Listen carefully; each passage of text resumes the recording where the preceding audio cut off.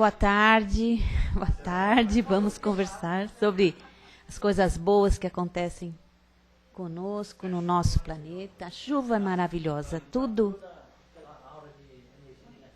que é natural é bom, né? Ele faz parte, nós precisamos tanto da chuva quanto do sol. Sejam todos bem-vindos, que a doce e meiga paz de Jesus esteja em nossos corações, hoje e sempre. Sejam todos bem-vindos, os presentes e os nossos amigos que nos acompanham pela internet. A Casa do Caminho oferece palestras e passes e tratamento com passes todos os dias. Evangelização infantil aos domingos, às 10 horas. Convidamos também os nossos jovens para participar da Mocidade do Caminho no domingo também, às 10 horas. Na sexta-feira temos palestras, passes e grupo de apoio a dependentes químicos, tabagismo e familiares. Dias e horários em nosso mural na entrada. O atendimento fraterno é sempre feito, sempre realizado meia hora antes das palestras. E é importante nós falarmos que o passe à distância, ele só vai ser ministrado para quem apresentar o cartãozinho que passou pelo plantão, tá? Para que possa ter uma orientação, uma direção, sem que se perca, né? Na área social, temos o atendimento a 80 famílias cadastradas. E nós somos sempre agradecidos para todas com relação às doações. E para o mês de junho, nós precisamos, para compor as cestas, de leite em pó, arroz, feijão, óleo, biscoitos e açúcar. Desde já nós agradecemos bastante por tudo que tem sido doado para casa, para essas famílias. Segundo sábado do mês é a entrega, já é a entrega. Eles montam durante a semana, antes, isso. Fazem a montagem das cestas, né? Exatamente. Na área social, como também temos o trabalho com moradores de rua aos sábados, a partir das 16h30, quando eles se reúnem, você já participou, e às 18 horas é feito, eles preparam os lanches, o que eles vão beber, no caso leite, ou chá, ou refrigerante, preparam os lanches, e às 18 horas eles saem para fazer a entrega nas imediações do metrô Tietê e Carandiru. Também é um trabalho bem gratificante. Além do curso para gestantes, no primeiro e terceiro domingos, às 9 horas. Voluntariado. No atendimento fraterno, temos, lá no atendimento fraterno, tem maiores informações sobre as atividades, com a finalidade de receber todas as pessoas dispostas a trabalhar pelo outro, exercendo uma atividade. Todas as atividades da casa se utilizam dessa importante força de trabalho que é o voluntariado. E estamos sempre à disposição para acolher e direcionar a todos que nos procuram. Quando o trabalhador está pronto, a tarefa aparece. Então, nós não podemos ficar de braços cruzados. Não é mais tempo para isso. E se nós tivermos a oportunidade de participar de uma tarefa, nós estaremos sempre pensando, lembrando de que o trabalhador tem a tarefa para realizar. Seja pessoalmente, físico, aqui presente, ou através de oração, de passes, enfim. É sempre um trabalho, é sempre uma atividade para o bem. Isso é que vai fazer da nossa vida alguma coisa melhor, mais gratificante. Maiores informações nós temos aqui no site, com os trabalhadores, e em nosso site www.casadocaminhosantana.com.br. Não deixem de conhecer o livro Mirabelle, editado inteiramente pela casa, através do grupo de GEV, né? Grupo de Esperança e Vida, editora, e à venda na nossa livraria. Muito bem. Então, feitos esses lembretes, unindo os nossos corações, Vamos elevar os nossos pensamentos a Deus, nosso Pai. Agradecemos a oportunidade que nos é apresentada para darmos continuidade ao estudo e ao aprendizado da doutrina espírita. E pedimos a Deus Todo-Poderoso enviar-nos bons espíritos para nos assistirem, afastar aqueles que possam induzir-nos ao erro e dar-nos a luz necessária para distinguirmos a verdade da impostura. Que nós possamos aproveitar o máximo o que nós estaremos ouvindo na tarde de hoje. E desta forma nós vamos envolver com muito carinho o nosso companheiro Miguel, que fará a exposição da tarde. O tema é autojulgamento, um texto do livro O Evangelho por Emmanuel, Mateus, e livro Algo Mais, Chico Xavier, ditado por Emmanuel. Seja muita paz. Seja feliz.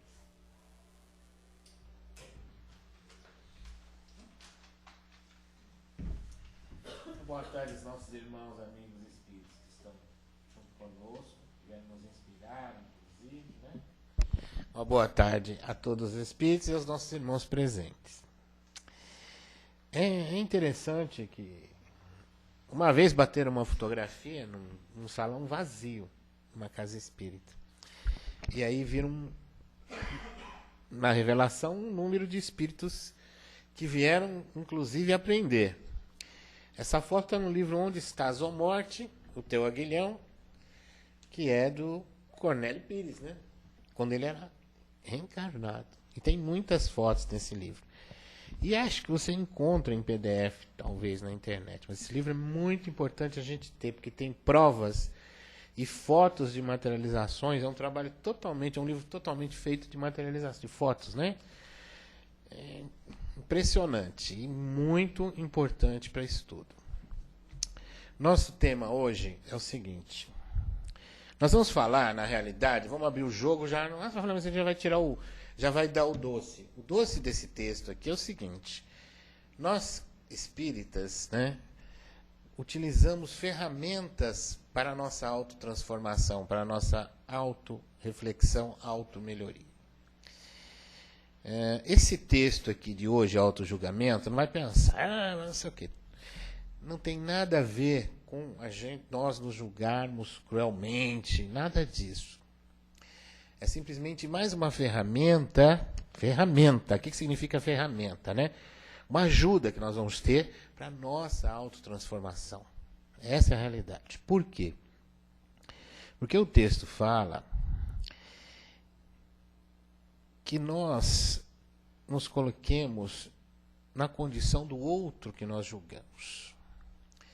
Sempre, né? Na posição daquele que cometeu o erro. Nós estamos vendo aqui a passagem de Jesus em Mateus, capítulo 5, versículo 20. Porque vos digo, se a vossa justiça não exceder a dos escribas e fariseus, de modo algum entrareis no reino dos céus. Olha só o que ele está falando, Jesus está orientando. Mas que justiça é essa? É a justiça aí? A justiça é uma entidade, é uma instituição? Não, ele está falando da justiça interior, da nossa justiça íntima, né? Porque a justiça vigente dos escribas e fariseus era do olho por olho, dente por dente. E Gandhi já dizia, olho por olho, dente por dente, nós vamos ter uma humanidade de banguelos e cegos, né? Porque aí é olho por olho, dente por dente. Mas na realidade, Gandhi fez uma analogia ao pé da letra. O que nós estamos falando é que essa justiça vigente, a justiça da vingança, a justiça sem amor, a justiça que não busca reparação, ela não tem nada a ver com a justiça divina. Ela é uma justiça nossa, inferior, né? E que não coaduna com os princípios morais e a lei de amor e caridade. Nesse sentido, esse convite a nós nos posicionarmos na condição do outro, para que nós aprendamos, como que você se sentiria se tivesse cometido o mesmo erro? Na realidade é isso. É uma maneira de você também fazer uma autoavaliação sua. Na realidade, o auto-julgamento aqui, ele é um auto-julgamento pessoal de você na condição do outro. Então, nós observamos a condição daquele que agrediu. Né? Já começa aqui. Se nós não queríamos o perdão, se tivesse ofendido ou ferido alguém, após nós reconhecermos que erramos, né? Discutimos com alguém, e aí nós erramos, nós sabemos, né? Foi num momento assim de desequilíbrio, de loucura, né? Será que nós não gostaríamos do perdão? A gente começa a se colocar na posição do outro. O que eu gostaria que as pessoas sentissem em relação a mim, ou te fizessem em relação a mim, né? Nesse exato momento em que eu errei, né? Aí o outro... Nós começamos a perceber umas coisas interessantes, né? Que ele está colocando aqui, mais no texto. Nós vamos até ler. Fostes a pessoa encarcerada em penúria e doença, e saberias agradecer os gestos espontâneos de quem te doasse alguns minutos de reconforto ou leves migalhas de auxílio. Caso te visses no lugar da pessoa caída em tentação, reflete se poderias haver resistido com mais eficiência ao assédio das sugestões infelizes. E aqui entra um interessante ponto. Se a tentação fosse com você, será que você venceria? Aqui nós vemos todo mundo criticar os políticos, mas nós imaginamos o poder. Se nós estivéssemos no poder, será que nós faríamos diferente? É preciso tomar muito cuidado com o que a gente acusa, quando a gente condena alguém. E aqui ele vai falar exatamente isso. Se estivesse na posição daqueles que controlam poder ou fortuna, a influência ou as autoridades, e examina por ti mesmo qual seria o teu comportamento. E é verdade, né? Será que nós estaríamos humildemente na casa espírita, trabalhando, ou eu estaria lá em, sei lá, né? O Márcio gosta muito, Paris, né? Passeando, né? Dá uma passadinha no Père Lachaise, lá no cemitério de Allan Kardec, né? Mas será que nós não estaríamos em Paris? Márcio estaria em Paris, com certeza, né? Não estaria? Trabalhando pela doutrina, mas lá em Paris, né? Tá certo. Nós outros, onde nós estaríamos? Você estaria agora, se tivesse dinheiro, tivesse fortuna, tivesse poder, né? Será que você estaria aqui? Se você não tivesse as dificuldades que você está enfrentando hoje, né? Que todo mundo fala, de desemprego, de dificuldade. Nós espíritas não temos muito o que reclamar, não. Para nós não tem crise, não.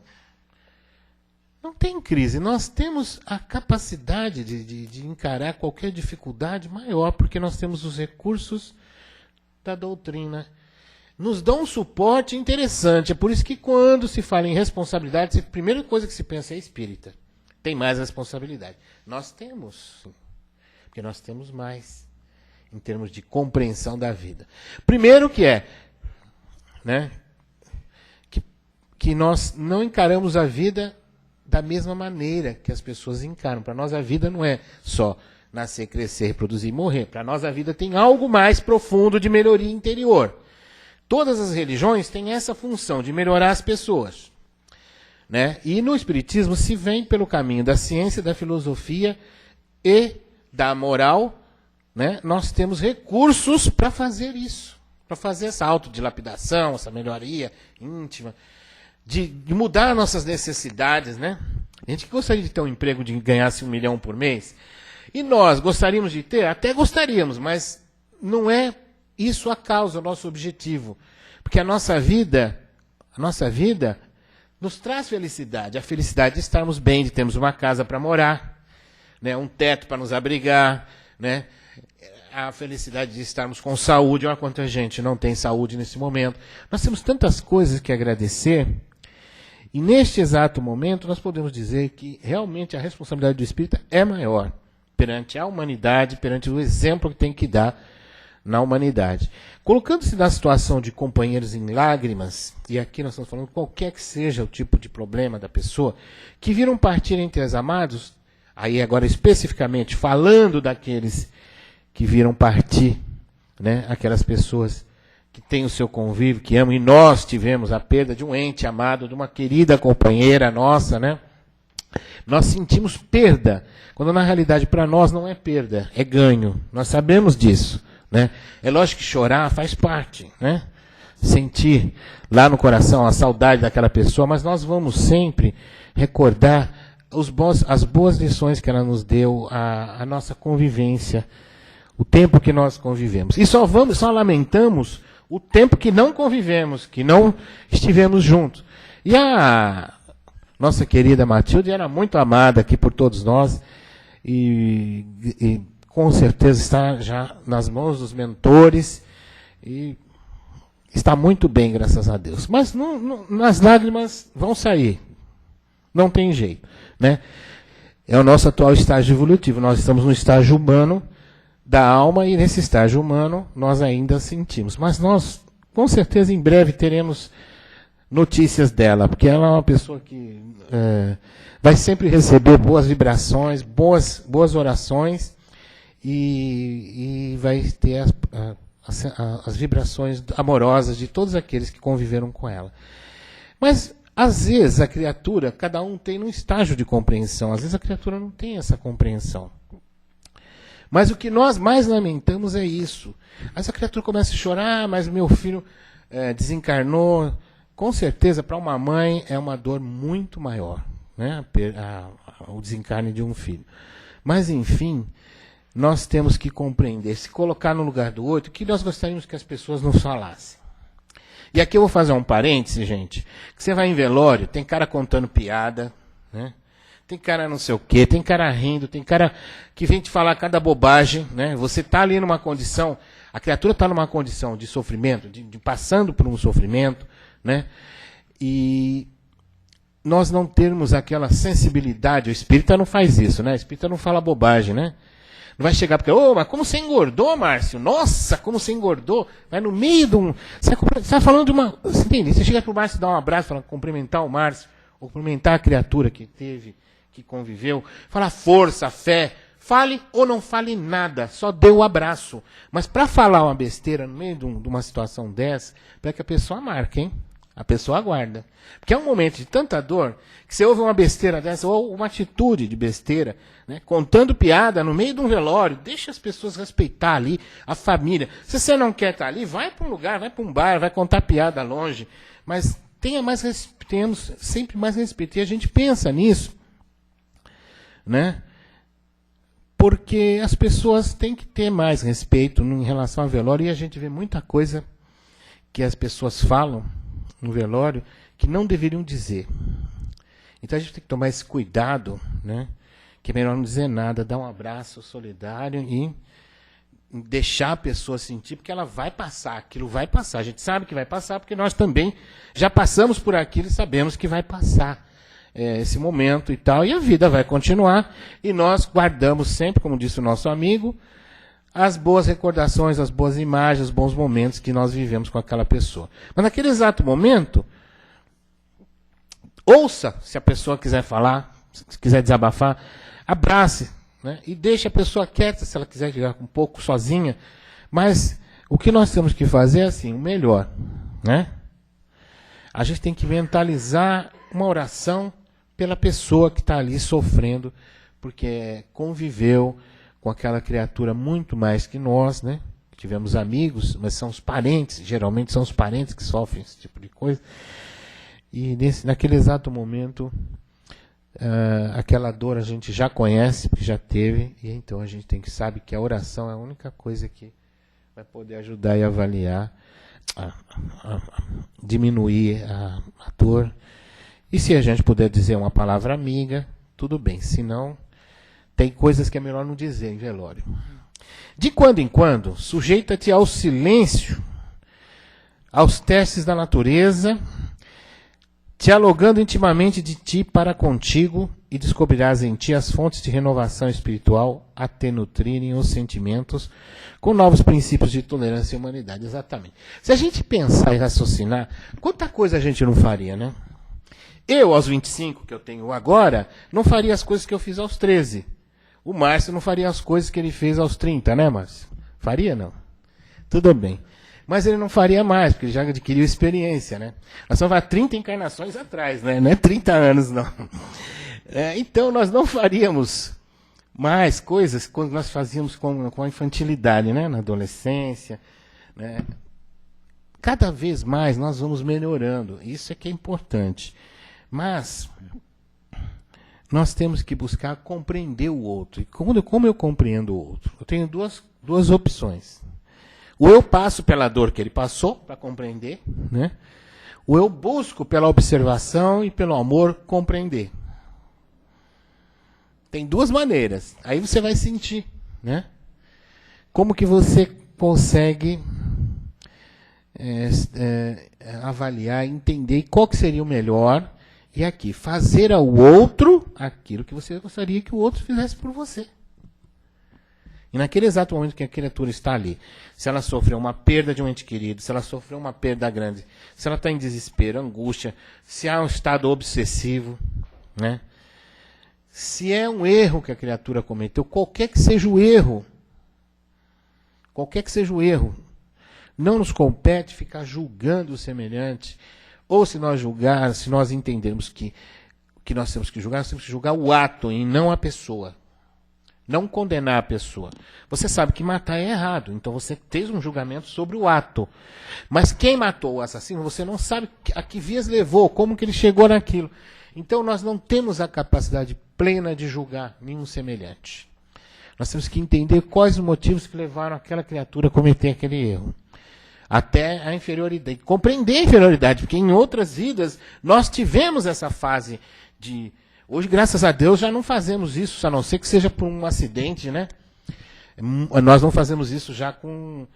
Nós não nos matamos uns aos outros aqui. Mas tem lugar aí no planeta que tem gente que se mata uns aos outros, até por motivos fúteis, né? E torpes. Nós precisamos, então, isso aqui é uma maneira, que o que ele está querendo dizer, que é uma maneira de você fazer uma renovação interior. É mais uma ferramenta de você fazer uma reforma íntima, de você se colocar no lugar do outro, né, de entender a dor do outro, para compreender, para buscar compreender. E você consegue, se você se colocar no lugar do outro. Né? Qualquer que seja a criatura, necessita da nossa compreensão e da nossa compaixão. E isso só vem com o amor desenvolvido dentro dos nossos corações. Né? Olha lá. Linda, né? E aí, advertiu-nos Jesus. Não julgueis para não seres julgados. E é verdade, gente. A nossa justiça íntima, às vezes, é cruel com os outros, né? E benevolente e condescendente com os nossos erros. Também não é correto, né? Se a nossa justiça íntima não for superior, não exceder a dos escribas e fariseus, de modo algum entrareis no reino dos céus. De modo algum nós conseguiremos essa renovação interior, essa felicidade que estamos buscando, se nós não formos mais compassivos e compreensivos e misericordiosos. O Divino Mestre, entretanto, não nos procura. Está no horário já? Impedidos de julgar a nós próprios, de modo a nos revisarmos nossos ideais. Ele está falando aqui que o texto, o Divino Mestre, não, a nós próprios, isso é auto-julgamento. Quando você se coloca na condição do que errou, você está fazendo para você fazer uma avaliação sua. O que você gostaria que os outros fizessem com relação a você? E aí esse auto-julgamento está aqui, ó. Não nos proclamou impedidos de julgar a nós próprios, de modo a revisarmos nossos ideais e atitudes, colocando-nos finalmente a caminho da própria sublimação. É verdade, gente. Olha, a gente tem que olhar o seguinte, às vezes a gente se pega até sendo um juiz cruel conosco mesmo, nem com os outros, conosco mesmo, né? Eu não mereço ser feliz. Quantas pessoas não vêm aqui e não falam, eu não mereço ser feliz? Nossa, eu cometi um erro terrível, né? E eu não mereço ser feliz. A pessoa se diz isso, ela decreta isso para ela mesma. Né? Mas existe um porém. Né? Lá no fundo, lá no íntimo, ela quer ser feliz, ela quer encontrar a felicidade. Senão ela não buscaria melhorar-se, ela não viria ao centro espírita, não assistiria às palestras. A pessoa está querendo melhorar. Lá no íntimo, ela quer melhorar. Né?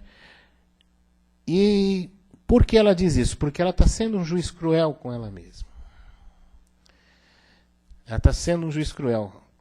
Ela não está sabendo se autoavaliar.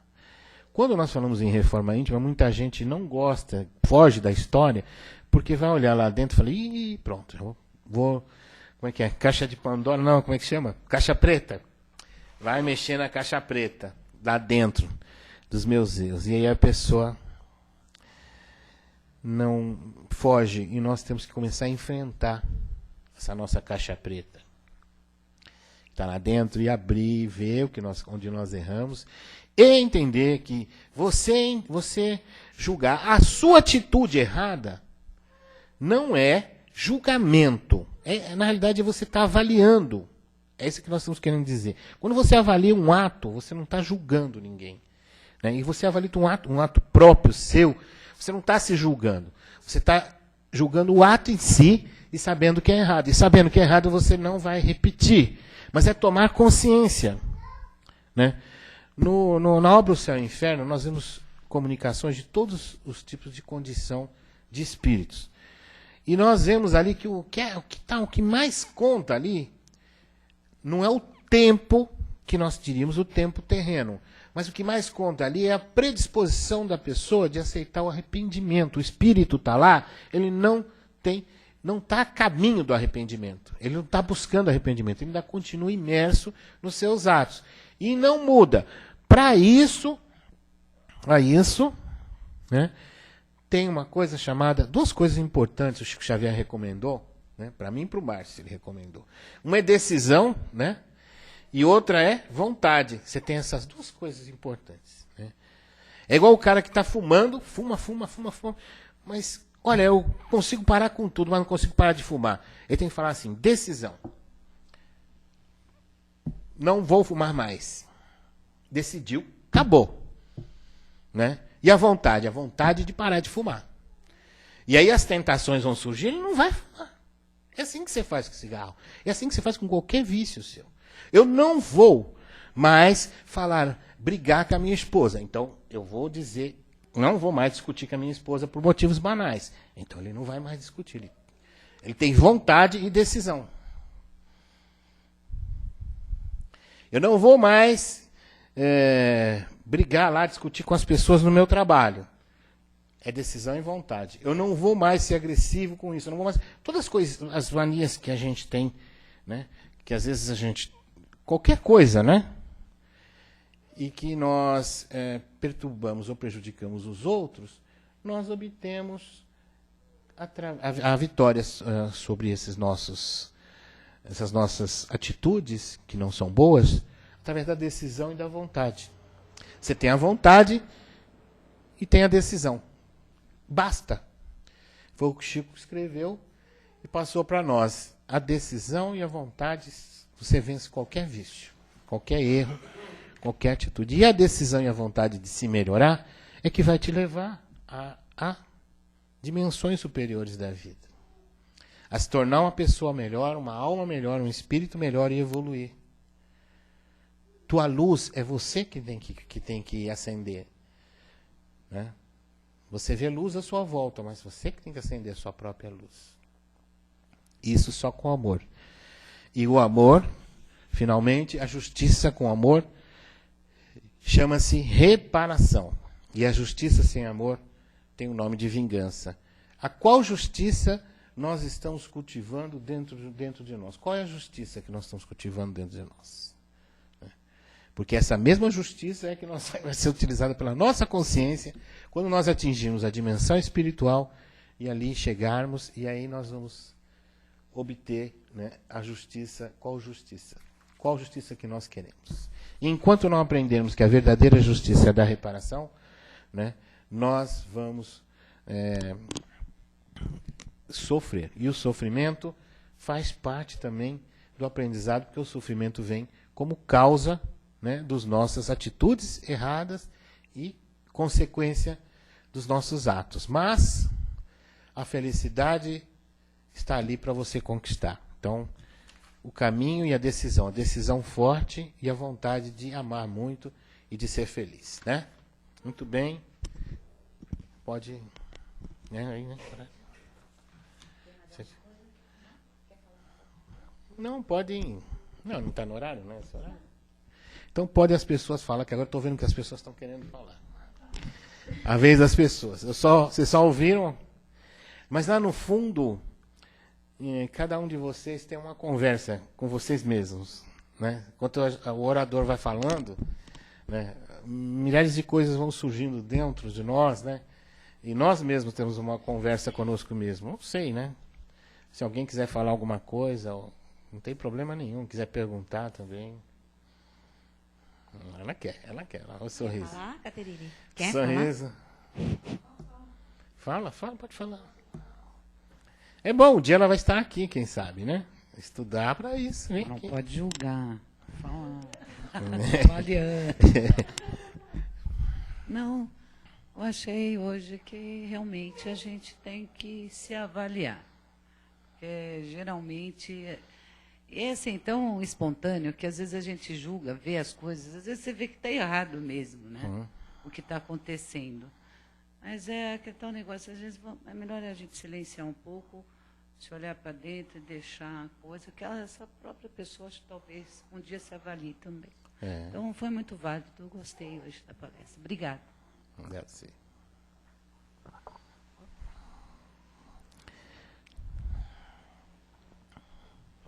Olá.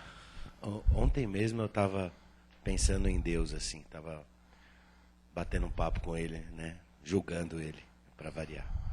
Aí eu falei assim, mas para você é muito fácil, né? Você nunca foi humano, você não sabe como é difícil. Você sempre foi luz, amor, perfeição, total, 100%, tudo de bom, né? Porque a gente é tudo isso, a gente tem todas essas dificuldades, enquanto você foi criando, sempre tudo muito lindo, maravilhoso, e nunca teve essas dificuldades, né, que a gente passa. Quem sou eu para julgar Deus, mas a gente acaba se vendo, julgando o próximo, julgando a si mesmo, e não sei no caso de vocês, mas no meu até sempre me fazendo certos debates com Deus a respeito das coisas. É isso. Não, mas é bom a gente questionar. Só que a diferença é o seguinte, a questão é o seguinte, você é luz e você é amor. Você é criação divina. Esse que é o problema. Não, mas você é a centelha divina, com a possibilidade de atingir a perfeição. Então, na realidade, é que Deus não impõe. As nossas, digamos assim, quando a gente fala em perfeição, nós não estamos falando da criação imperfeita. Porque Deus é perfeito na sua criação. Nós estamos falando da nossa caminhada, que nós nos fizemos imperfeitos. Né? Nós nos fizemos orgulhosos. O orgulho não é criação divina. Mas assim, Ele te deu todas as ferramentas possíveis para você alcançar a perfeição. É só que é a opção, livre-arbítrio. Você desejar. É só isso, é decisão e vontade. E aí você chega lá. É um embate, né, que nós temos diariamente. Isso é muito positivo quando nós conseguimos avaliar sem se maltratar, mas se colocando no lugar do outro. É um aprendizado para todos nós, com certeza. Porque todo dia é um flash, né? Cada hora é uma notícia. Se ligar a televisão, toma cuidado. É uma coisa assim complicada, se a gente tem que não julgar.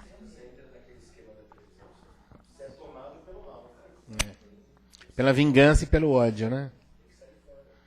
Miguel, é interessante quando você começa a avaliar as suas posturas perante a vida e você percebe que falta ainda alguma coisa para que você possa emitir o julgamento correto.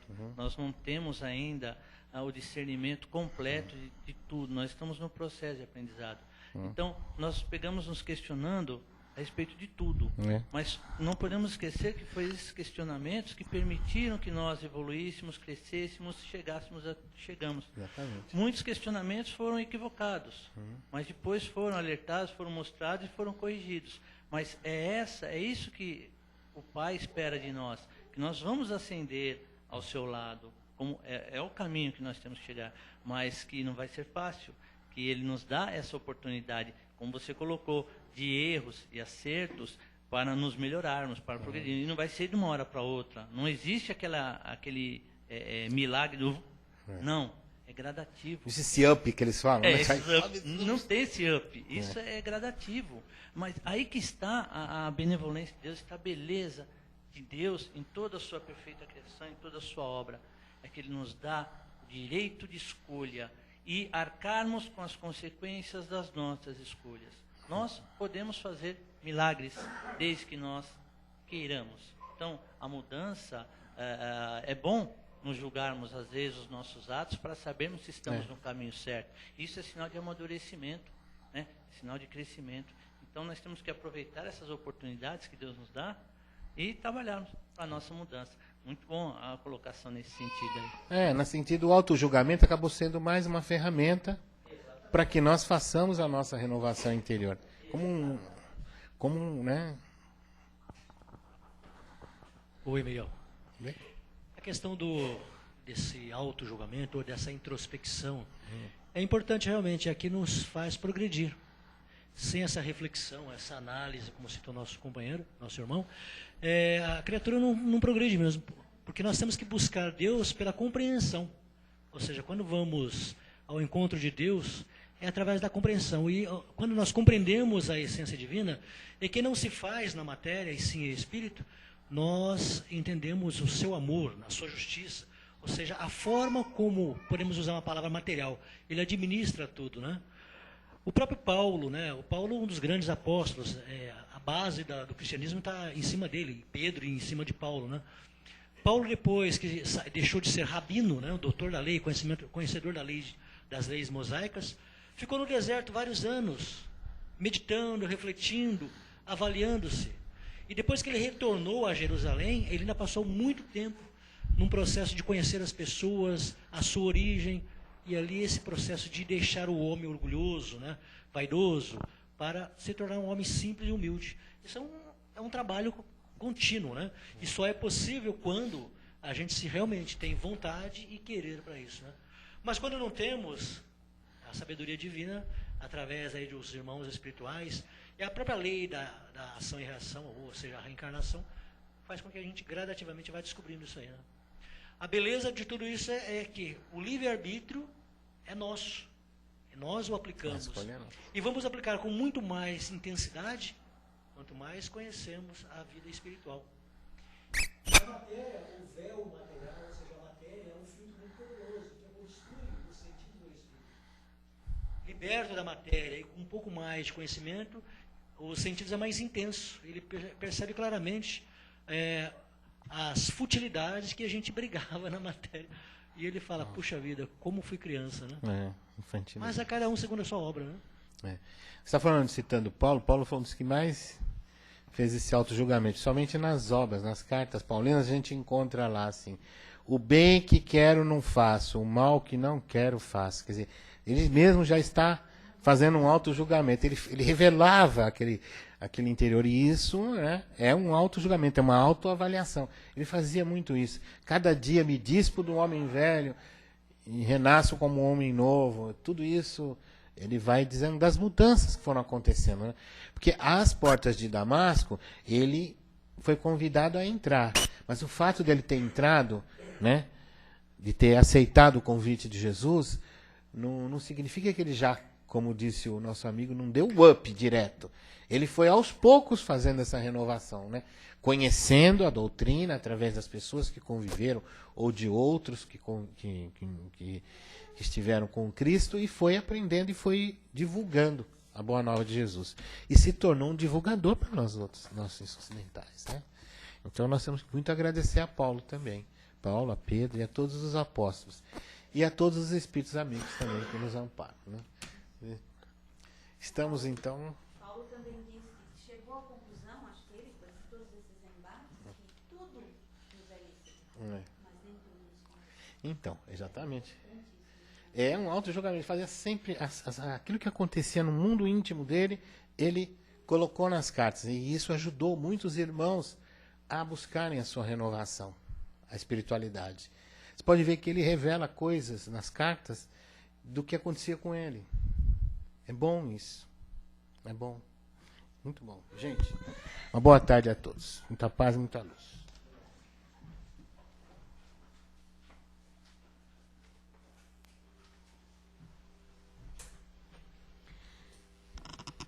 Nós temos muito que agradecer.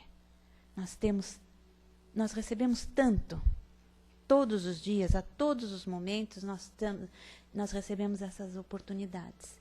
Temos essas ferramentas, como disse o Miguel, que colocou para nós que não é uma punição, ao contrário.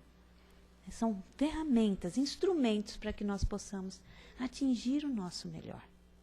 E que todos temos, como ele mesmo colocou. Nós somos essência divina. Somos criaturas. E todos, então, em busca da perfeição relativa, que todos temos capacidade. E é por isso que nós vamos agradecendo pelas orientações e em tranquila serenidade e confiantes no Divino Amigo, abramos os nossos corações em vibrações de amor, paz e reconforto. Vibremos pela paz no mundo e no Brasil.